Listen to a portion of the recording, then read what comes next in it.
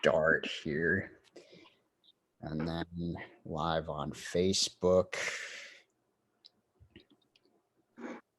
Share in a event. The Devil's Decision.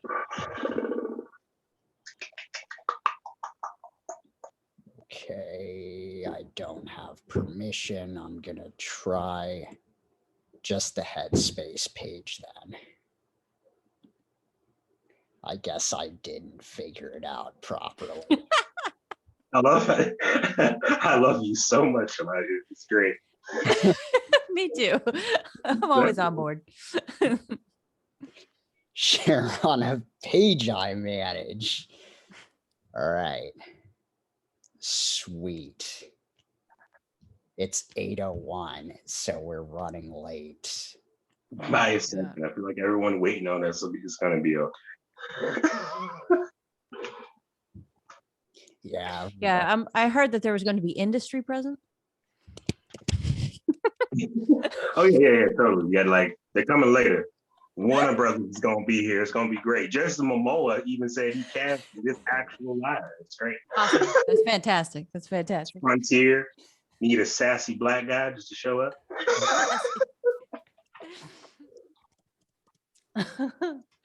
Oh my god. It's like I gotta stand the entire show.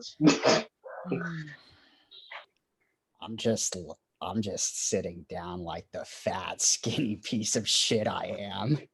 No, do not talk about Elijah that way. I won't have it. You won't have it, or you won't have his diabetes.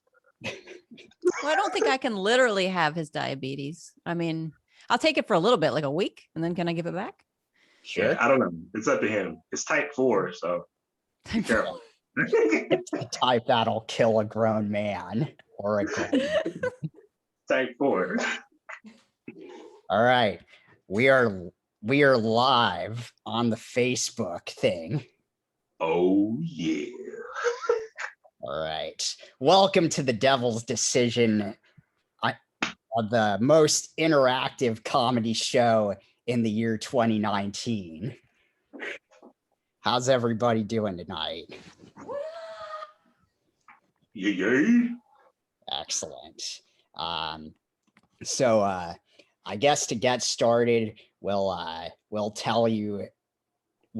discuss the prizes, which is that we're both on teams. Team EJ or Team Bellslinger, as I like to call it, has EJ Bell, the Bell Slinger himself, and Will Anderson, who is not here yet, but he will be hopefully. Hopefully. And then there's Team Inevitable, which has me, yours truly, Mr. Inevitable, and Ashley Gutermuth, who's on the bottom of my screen. That is an impressive last name. Gutermuth. That's impressive. Made it myself. Thank you. Wow. And it's all going to be decided. Like the best set is going to be the team with the best sets is going to be decided by you, the people of Facebook. And the prize for the team with the best sets will get the amount of money that are contributed through donations by also you, the people, hopefully. But which would be preferred, because I doubt that EJ wants the other prize, which is the prosthetic leg that my sister has for her broken arm. And I wouldn't really gain anything by if I wanted either, because I sort of have it. So you can, of course, donate money to Eli Wapner. I think it's Eli Wapner 90 on Venmo, and Elijah S. Wapner on Cash App. Yeah. So anyway, let's get started. EJ, you're first. Hello, beautiful people. My name is E.J. Bell, the guy with the big plasma screen forehead. That is right, plasma screen forehead. Man, hope you guys are having a wonderful time. I've learned a lot in my life. Not knowing your dad as a kid is like playing Pokemon. You got to guess who's that black guy every time. And most of the time, you hope it's not a Jamal. In my case, it was an Earl.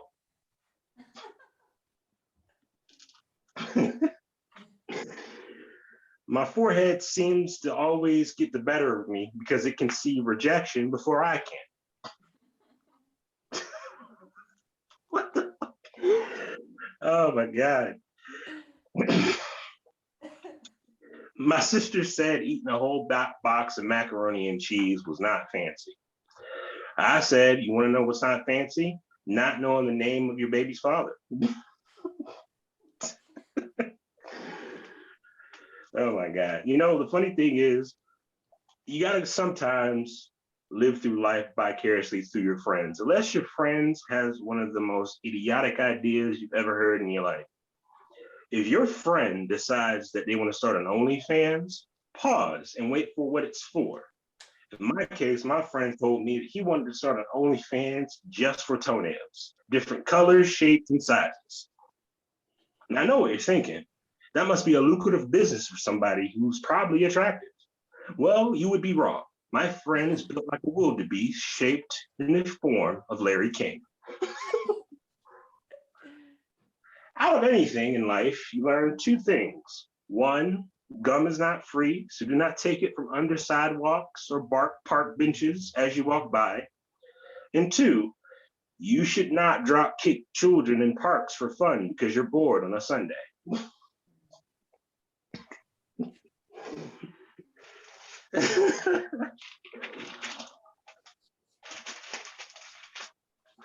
Oh my God. So I've learned so much in my life about Disney. I feel like Disney always will surprise me as I get older, but I had a problem with Snow White. And my problem with Snow White wasn't that it didn't make sense to me. It was the fact that this whole story lacked any type of consent at all. I'm supposed to believe that this lady lived with 7 men and not one of them tried to kiss her before that time. I feel like this story was produced and written by Bill Cosby on purpose.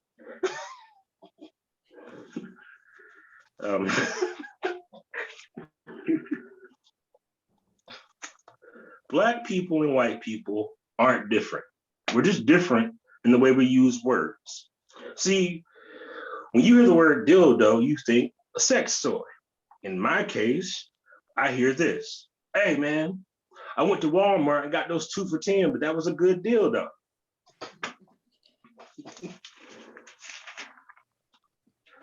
I like to think that my name is gangster or like hood, but there's nothing threatening about hearing your mugger's name as he yells out, give me your wallet. You know why? Because my name is Earl. Earl?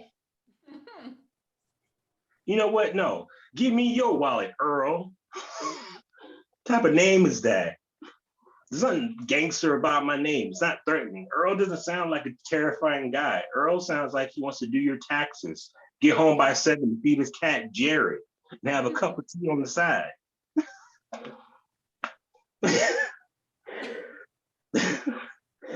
My name is so misleading that if I was a rapper, it would be weird because there's so many Earls out there now that when I was a kid, it was off-putting to be like, yo, I'm a rapper named Earl. My flow is sick.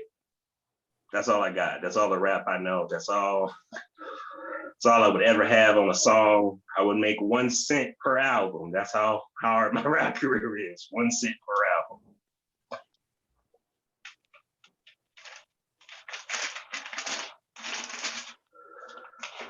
I got one more joke in me before I got one more little bar in me before I pass it off to our next wonderful comic. And this joke is about our host. It's from our wonderful past. Me and Mr. Inevitable would hit the road from time to time doing open mics, and he would always hit me with a bar of questions that make no sense to me until I freak out about it later. One night, he decided to sit there and say to me, "Hey, EJ." And I would say, "Yeah." He would say, "Do you think it's possible for babies to sumo wrestle for money?" Now, I know what you're thinking. This is a crazy off the wall story, but no, it's actually true. For the whole ride back, we went back and forth about how not only it's wrong to have a baby fighting ring, but there would be no money in it because babies wouldn't know how to fight. Mr. Inevitable would sit there and actually assure me that yes, babies would know how to fight. You just have to push them in the right direction. So I would go and ask, how would you push a baby in the right direction? He would say, by taping scissors to their hands and hoping one of them hit the other one. Now, if you need a babysitter for hire, do yourself a favor. Do not hire Mr. Inevitable for two reasons. One, you never see your baby again. And two, I think he might replace your baby with another baby of a different race. I'm not here to throw hands. I'm just here to lay the facts. Thank you, guys. Oh man, EJ Bell, everyone. All right. I used to be a really good babysitter for your information. Don't lie to people. Do not lie to people. You have hid kids under floorboards for 6 years. That is not. Not true. He's putting words in my mouth. They are still looking for little Billy from Kingston. They are still looking for little Billy. Ashley looks like she's ready to go, so I guess I'm gonna hand it over to her. Okay. Well, all right. Well, I take your hand. Thank you. Let's jump into this water together. Thank you, Mr. Inevitable. There aren't any baby wrestling matches, but there are baby crawling races. I don't know if you. Yeah, they take a baby and then they put it at one end of a gym, and you take a parent stays with the baby there, and then the parent that the baby really loves goes to the other end of the gym, and they say, "Crawl, baby," and the fastest baby wins shoes, I guess. I don't know. My brother won one of those competitions. That should be how they settle custody disputes. They should, yeah. You know, you don't want to put the baby, if the baby wants to stay with you, you don't stay at the other end, right? You go to and you got to have a tough conversation. You got to be like, "Honey, you know he loves me more. You want to win this or not?" I don't know. You guys are great. EJ, you're very funny. I love how you you laughed even harder when I laughed at your jokes. Like you didn't expect anyone else to laugh. That was fantastic. Loved them all. Loved them all. Fantastic to know you all. You're great. I did a show yesterday. That was a nightmare. I could hear some people in the audience talking, and that's how I know I'm doing super well as a comedian. You know, when the audience entertains themselves. That's a good one. That's how you know it's going well. Like, "Hey, how was the show?" "Oh, it was great. They would not stop talking." It was great. It was great. So anyway, I could hear this woman, and she looked at me, and then she looked at her friend, and you know what she said? I'll tell you what she said. This is what she said. She said, "I can't believe that she's not a lesbian."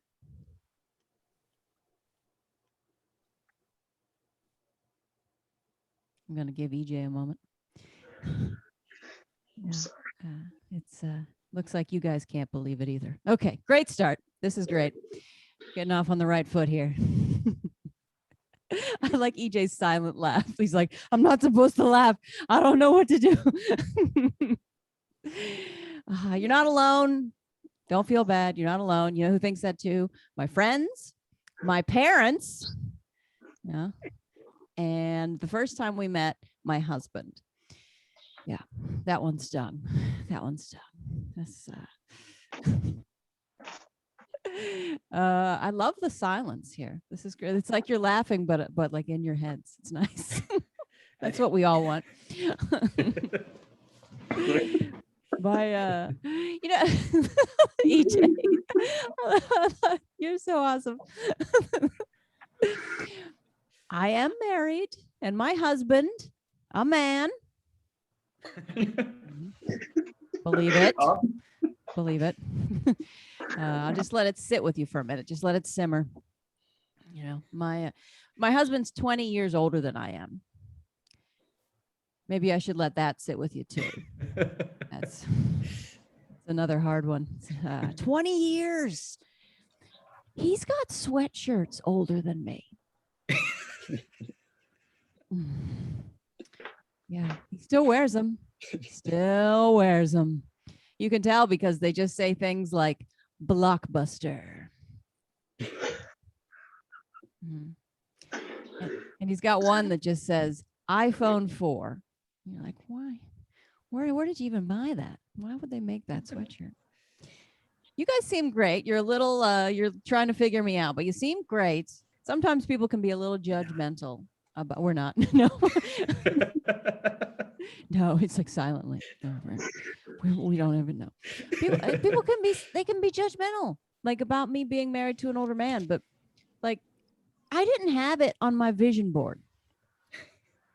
I didn't. I never had a guidance counselor like take me aside and be like, Ashley, when you grow up, what do you want to do? He was from Jersey. Ashley, when you grow up, what do you want to do? I don't know. An older man? Got any of those out back? Got any back there in the closet? No? Get out? Yeah, I can get out. Yeah, that's fine. I'll go back to class. I have short hair. I like to come out and say that because sometimes people think that I don't know. I'll see wives elbowing their husbands in the crowd. I will. They'll just be like, hey, look at her. Does she see what she's done? Does she see it? Go tell her. Go tell her. She'll appreciate it. I won't. I will not. My hair makes people make assumptions about me, as you have done. But it's fine. It's all good. It's when I've tried to embrace it. You know, when I go to get my hair cut, I'll say to the stylist, can you cut my hair in a way that makes people ask me if I'm in the Air Force? Just like that. Perfect. She nailed it. She nailed it. My husband is actually in the Air Force, and I show my support for him every day with the freedom hair. Right. Right on. Dedication. All American, like freedom fries, but freedom hair. My husband the other day, he was just like, do you really support my career? And I'm like, look at this high and tight. Look at it. Yeah, taking this everywhere. A lot of my, a lot of my friends broke, their relationships suffered during the pandemic. You know, it's been rough on relationships, but mine's doing pretty well. And I think it's because we have great communication and trust. And my husband was deployed. Yeah, it's a lot easier to get along when they're in a different country. When they're not in the house, you know. But my husband's a smart man. You know, given the choice between quarantining with me and going to war, he chose war. That's smart. That's a smart man right there. Because on one hand, you know, you might get shot. And on the other, you have to sleep in a tent. So, you gotta be careful. So because of my husband's extensive military service, he's been in the military for 29 years, he qualifies to be buried at Arlington National Cemetery. That's the most prestigious cemetery in the United States. President Kennedy is buried there. President Taft is buried there. People with Purple Hearts, extreme service to the country. He is eligible to be buried there. And because my husband is eligible to be buried at Arlington National Cemetery, I am eligible to be buried at Arlington National Cemetery. Yeah, that's not right. That is not a good use of taxpayer money. I am riffraff and they need to keep me out. Do not bury silly gooses next to Kennedys. Are you, what is, that's not right. That's not right. Like I volunteer for the military, but that's not enough. You know, imagine me talking to somebody and them being like, yeah, I'm going to be buried at Arlington. I have a Purple Heart, deployed 7 times. And then me being just like, really, where's your plot? Because I'm going to be there too. Sounds like you worked really hard. All I did was bake somebody in the military cookies. Once, just did it once. But first, I had to convince someone to marry me. That was the hard bit. That took a while. I could be a total monster and still be eligible to be buried there. Absolutely. The only way I become ineligible is if I remarry. So, boys, I will decline any future proposals on the basis of my eternal resting place. Sorry, it's a no. It's a no. So I got to be buried there. When I got married to a military man, I was given this book. This is a book you probably didn't even know existed. It's a book that is not common for civilians. It is called the Air Force Wife Handbook. If you have a wife or a girlfriend or some sort of significant other, imagine giving them a book on how to deal with you. Probably wouldn't go over too well. My husband did not give me that book, and you know that because he's still alive. You know, that's how you know. It's 317 pages long. Stephen Hawking's A Brief History of Time, 212 pages. Yeah, and that's all of time, guys. Brief, but all of time. Hey, my name's Ashley Gutermuth. I decided to take my whole 10 minutes. Yeah, I feel pretty good about it. I'll see you later. Thank you very much. Good night. Ashley Gutermuth, everyone. Oh, man. I actually saw that book a while ago, like when I was living in Colorado, back when I worked at the Salvation Army. They just happened to have it there. I keep forgetting. And believe it or not, it was $317. Oh, well, that makes sense. Buck a page. Makes sense. All right, moving right along. Our next comic coming to the stage, the second person from Team Bellslinger, Will Anderson. Woo! So I think about killing myself a lot. Thanks for laughing at that, EJ. See, everybody laughed at that. And you know, I didn't immediately assume you were a lesbian. I actually immediately assumed you might be a relative, because I had that exact same haircut up until recently, and we have almost the same face. Yeah, I can see that. Yeah, it's a little weird. See, some of you are struggling because it's a Zoom, performance. And so it's throwing you off because you can't hear the audience laugh, but I don't have to worry about that. Doesn't bother me at all. I'm used to it. I am not eligible for Arlington National Cemetery, though. With my family history, I'm eligible for a spot somewhere, wherever they have Jimmy Hoffa. I've been finally getting used to the masks lately. People used to get upset when I wore a mask, especially in the bank. They would say mean, hurtful things like, "Please don't shoot me," and "I can't access the vault without a manager." Now they just say things like, "Why is he naked?" and "I can't grab him, he's too greasy." I went into a bank and everyone was wearing a mask, so I took mine off and robbed the place. The only thing they could remember was that I wasn't wearing one. I don't know. I've been thinking about my childhood a lot lately. I grew up pretty poor. I'm still poor, but I grew up pretty poor too. There were about 11 of us in a double-wide trailer attached to a construction site, which we all started working on as soon as we were old enough to work, but still young enough to not understand child labor laws. This is completely true. That construction site eventually became the house that I spent the rest of my childhood in. And it was weird growing up in a house that was like being built around you. Like winter would hit and someone would be like, "Well, at least you got a roof and 4 walls." Because if there's one thing I've learned, it's that no situation is so dire that some 70-year-old can't tell you it could be worse. But, they'd say, "At least you have a roof and 4 walls." And I'd be like, "Nope, I got 3.5 walls, most of a floor, and we're all dying of carbon monoxide poisoning from the standalone kerosene heaters next to our beds." But on the other hand, we never had to ask if anyone was in the bathroom. We just have to occasionally check and see if the bathroom was still there. So that was a nice benefit. there wasn't a whole lot to do where I grew up unless you were obsessively into trees. I mean, I'm pretty sure even the squirrels had smack addictions just for something to do. Like I have 6 siblings and my parents don't even like each other. So that's how little there was to do. We didn't have like a huge food budget. So we'd go to the food co-op and get like a block of cheese that was really just an old sponge wrapped in tinfoil and a bag of horse feed that they would like call some store brand Cheerios. And that'd do you for like a week or two.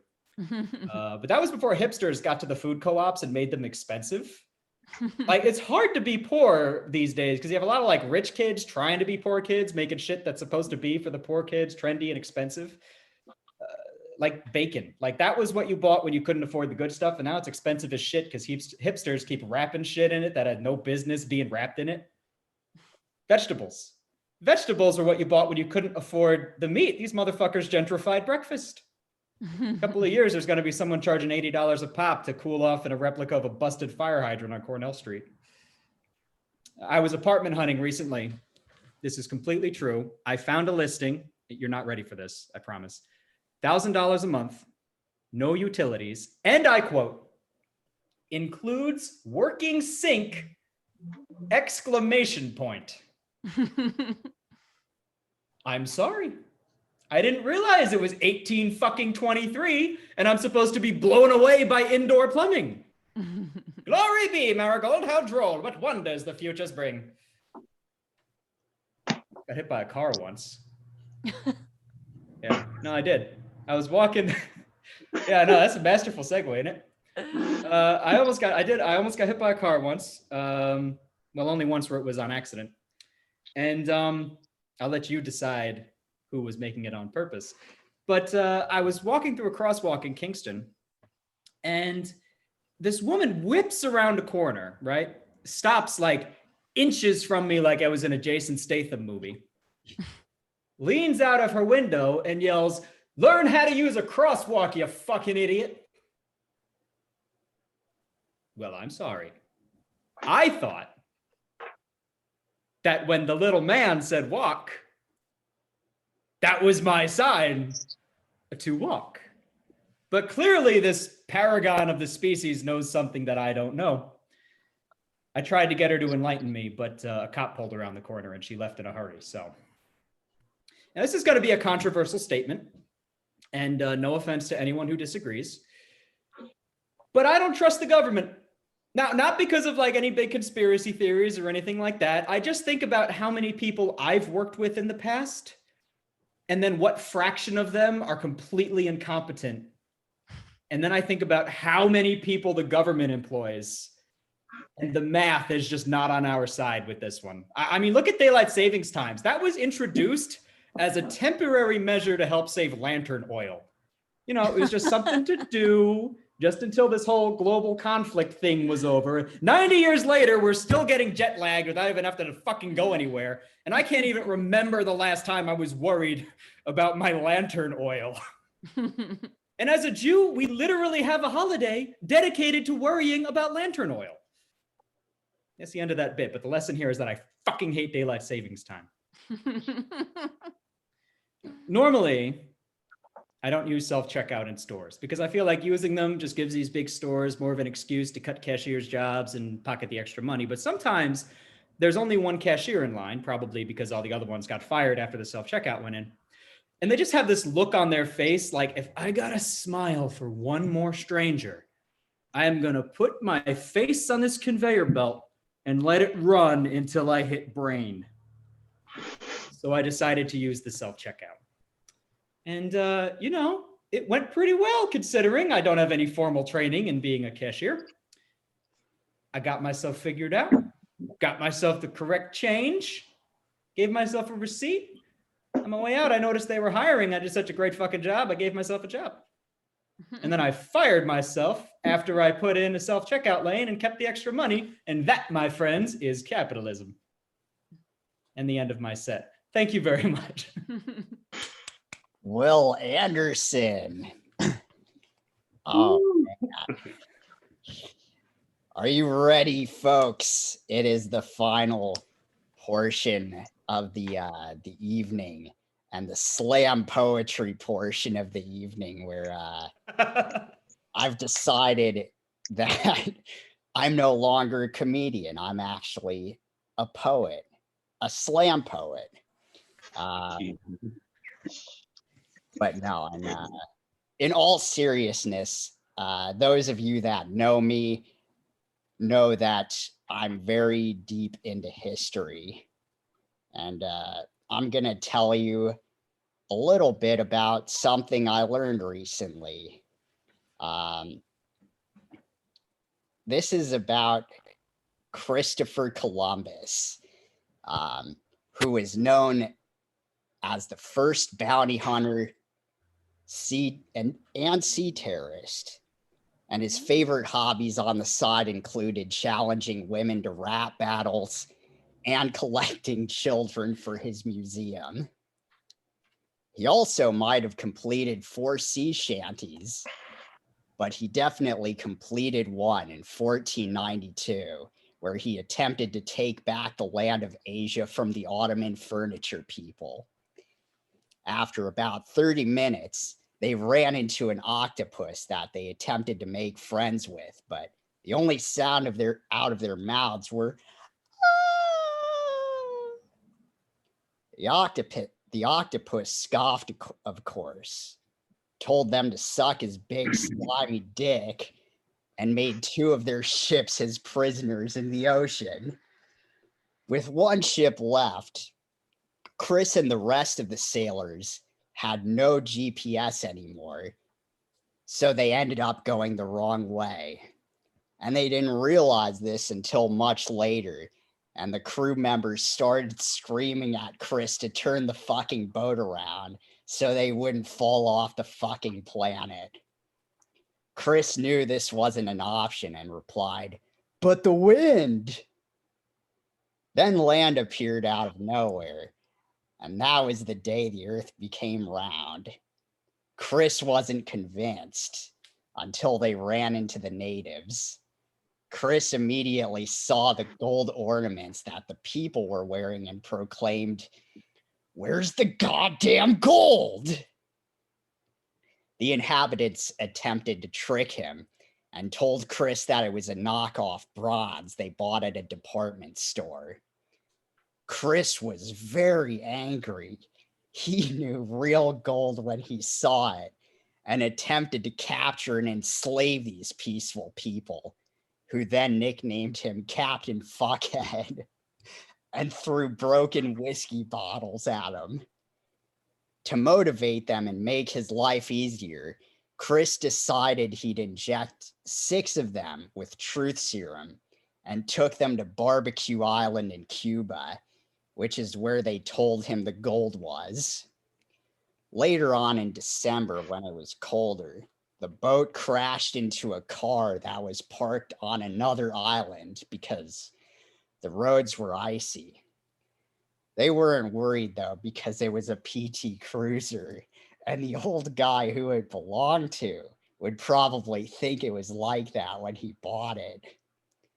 Chris then decided to fire cannons at the wrecked boat to try and impress everyone, not even considering until later that he probably could have towed it to the Honda dealership and gotten a replacement. So they hitchhiked back to Spain. They made one more stop before that, though. It was on the Bay of Ringworm, but Chris called it the Bay of Arrows because arrows started to fall from the sky and kill his followers. But Chris was a warrior. He laid down the law of God straight from his favorite Bible verse, 1632, aka a time is coming, and in fact has. It was the first Sunday Mass ever, and it fell on a Tuesday. The locals passed out from boredom, and he chose the 20 who looked like they wouldn't wake up for a while. Eventually, they got back to Spain with all of the dead crew members and a bunch of people from the place he was before, so he was able to take credit and make a bunch of money until the 1980s, when historians acquired the behind-the-scenes footage of his journey ensued him. You've probably seen him at the gas station. He pretends to beg for change, waiting for anyone who's willing to listen to his side of the story so that he can try to make a comeback with his new biopic. And that's my set. Woo! So the Thank you thing I all gathered so- from this was that Columbus got to be called Fuckhead, which was my mom's nickname for me. Oh, So really? yeah. Actually, I'm kidding. I've always wanted a cool nickname. I thought it was Jesus for a while because people kept going, Jesus, it's you when I walked in, but apparently I was wrong. So That's our comedy competition, everybody. Post in the comics. Post in the comics. Post in the in the comments. he's doing his best. Leave him alone. He's just a boy.